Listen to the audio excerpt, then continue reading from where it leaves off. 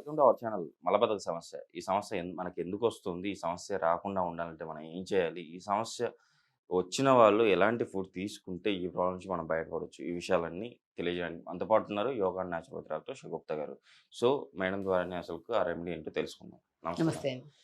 Madam మన ఇంటి చిట్కాల గురించి మాట్లాడితే కాన్‌స్టిపేషన్ ప్రాబ్లమ్ చాలామంది ఫేస్ చేస్తున్నారు. అంటే చిన్నలు, పెద్దలు తేడా లేకుండా పోయింది ఈ ప్రాబ్లమ్ వచ్చిన వాళ్ళు.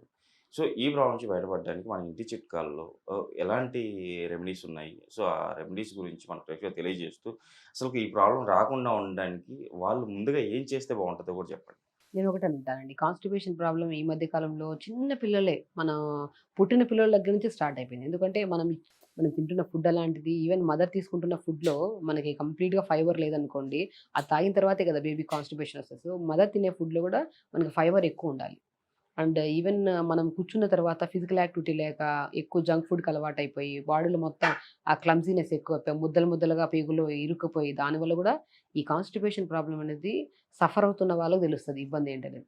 మనం ఈజీగా వినే వాళ్ళకి అంత ఇది ఉండదు గానీ ఎవరైతే ఈ ఇబ్బందితో ఇబ్బంది పడుతున్నారో వాళ్ళలో పైల్స్ ప్రాబ్లమ్ అని, ఫిస్టులా ప్రాబ్లమ్ అని, కాన్‌స్టిపేషన్ ఇవన్నీ అంటే డైలీ ఎళ్ళే మోషన్‌ని మనం టైం లేక లేదంటే మనం ఏదో బిజీగా ఎళ్ళిపోవాలని చెప్పి దాన్ని పోస్ట్‌పోన్ చేసి రేపెళ్దాంలే, ఎల్లుండెళ్దాంలే అన్న థాట్ నుంచి స్టార్ట్ అవుతది. అప్పుడు డైలీ మోషన్‌ని పోస్ట్‌పోన్ చేస్తే కాన్‌స్టిపేషన్.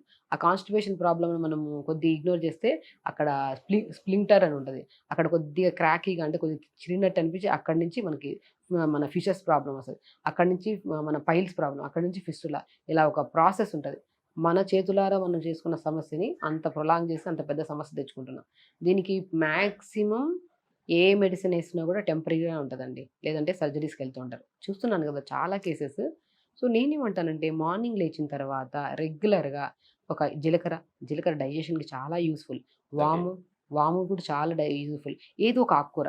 నేనేమంటానంటే ఒక గిన్నెలో మంచిగా 250 ఎంఎల్ వాటర్ తీసుకొని పావు స్పూన్ జీలకర్ర, పావు స్పూన్ మెంతులు, పావు స్పూన్ వాము, దాంతో పాటు ఏదో ఒక ఆకుకూర. ఏదైనా సరే మీ దగ్గర తోటకూరున్నా, పాలకూరున్నా, చుక్కకూరున్నా ఏదో ఒక ఆకుకూర ఒక 4, 5 రెబ్బలేసేసి వాటర్‌లో సో, జీలకర్ర, వాము ఏదో ఒక ఆకుకూర వేసి 2 నిమిషాలు మరిగిచ్చి ఫిల్టర్ చేసి ఆ వాటర్‌ని ఒక రాగి చెంబులో గాని, నార్మల్ ఎందులోనైనా సరే తీసుకొని మలాసన్ అంటారు. మనం యోగా దాంట్లో మలాసన్‌తో ద బెస్ట్ ఆసన్ అంటారనమాట. మలాసన్ అంటే ఏంటంటే, మనం ఇండియన్ వాష్‌రూమ్‌లో ఎలా కూర్చుంటాం?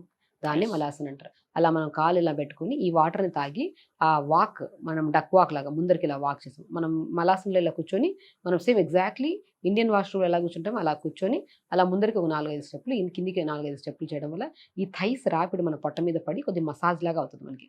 ఆ ఓకే. మసాజ్ అవ్వడం వల్ల పేగుల్లో ఉన్న పేరుకుపోయిన చెత్త, చెదారం అంతా ఫ్లష్ అయిపోయి మోషన్‌లో ఎళ్ళిపోతది.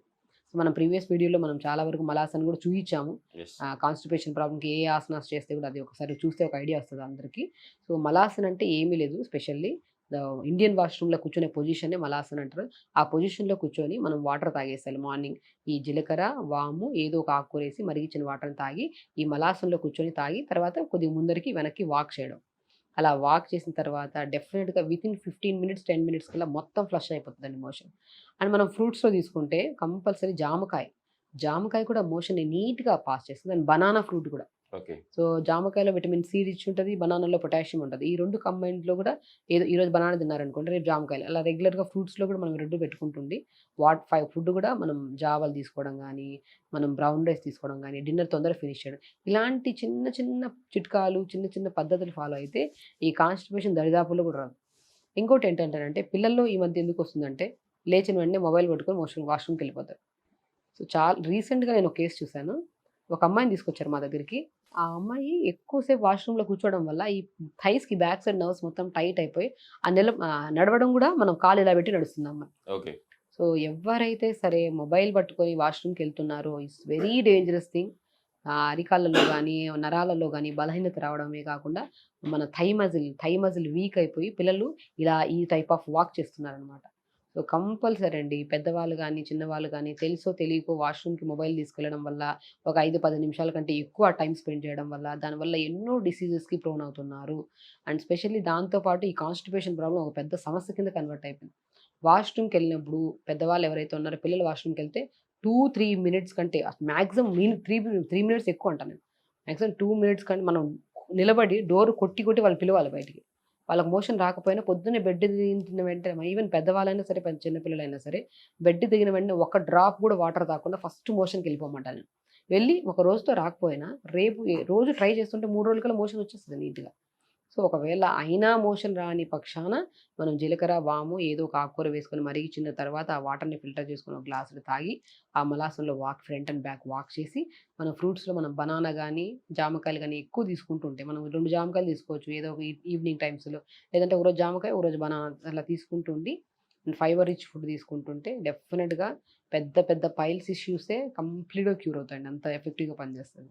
ఇప్పుడు కాన్‌స్టిపేషన్ ప్రాబ్లమ్ ఉంది. సో, ఈ కాన్‌స్టిపేషన్ ప్రాబ్లమ్ ఉన్న వాళ్ళకి జాయింట్ పెయిన్స్ గాని, లేకపోతే వెయిట్ గెయిన్ అవ్వడం గాని, సో, ఇట్లాంటివి వస్తాయి అని జెప్పేసి అంటారు. ఇది ఎంతవరకు కరెక్ట్? అసలుకు నిజమేనా ఇది? డెఫినిట్‌గా అండి. మంచి క్వెషన్ యాక్చువల్లీ.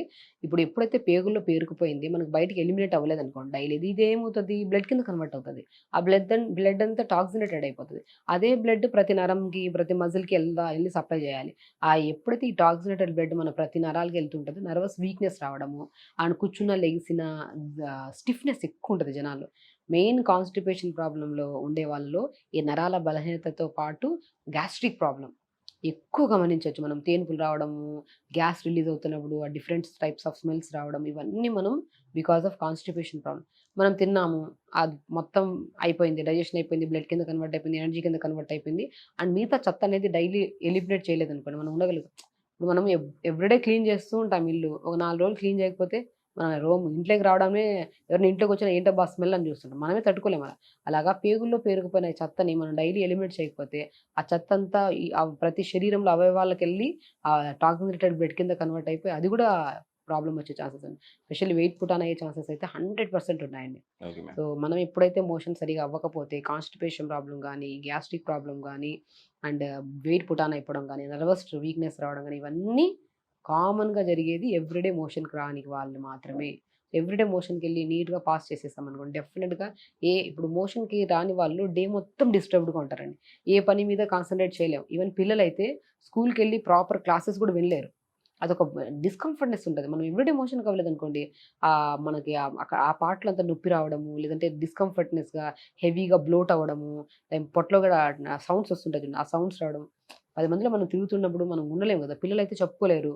వాళ్ళకి అక్కడ షై ఫీల్ అవ్వడం వల్ల దాంతో అదెందుకొస్తదంటే మార్నింగ్ పిల్లల్ని లేపి పిల్లవాళ్ళు గాని, పెద్దవాళ్ళు గాని మార్నింగ్ లేచి ఫస్ట్ బెడ్ దిగిన వెంటనే గంట కొట్టినట్టు మోషన్‌కెళ్ళి వచ్చిన తర్వాత డైలీ యోగా చేసుకోవడం, వాటర్ బాగా తాగడం. వాటర్ కూడా చాలా ఇంపార్టెంట్. ఈ ఫ్రూట్స్ గాని, ఇలాంటి వాటర్స్ గాని, ఫైబర్ ఉన్న ఫ్రూట్స్ ఎక్కువ తీసుకుంటే మన దరిదాపుల్లో కూడా రాదు మోషన్. మన కాన్‌స్టిపేషన్ ప్రాబ్లమ్ హెల్తీగా అయిపోతది. పేగులు హెల్తీగా ఉంటే ఇతర అవయవాలు కూడా హెల్తీగా ఉంటాయని అంటాను. కంపల్సరీ క్లియర్ అయిపోతది మనకి. లేదా విత్ కాన్‌స్టిపేషన్ ప్రాబ్లమ్ ఉన్నప్పుడు విత్ స్టమక్ పెయిన్ గాని, గ్యాస్ట్రిక్ ప్రాబ్లమ్ ఉన్నప్పుడు గూడా వాముతో ఏదో వాటర్ తాగితే తగ్గుతదంటారు. సో, అది ప్రిపరేషన్ మనం ఎలా జేసుకోవాలి? ఎన్ని గ్రాములేసుకొని చేసుకుంటే బెటర్ అంటారు? అదే అండి. బేసికల్లీ నేనేంటంటే ఇప్పుడు మోషన్ సరిగ్గా రాని వాళ్ళకి కొంతమందికి స్టమక్ పెయిన్ గాని, గ్యాస్ట్రిక్ ప్రాబ్లమ్ గాని కామన్‌గా ఉంటాయి. నేను మార్నింగ్ చెప్పిన వెంటనే కొద్ది జీలకర్ర, వాము అని చెప్పాను కదా! వాము ఏదో ఒక ఆకుకూర.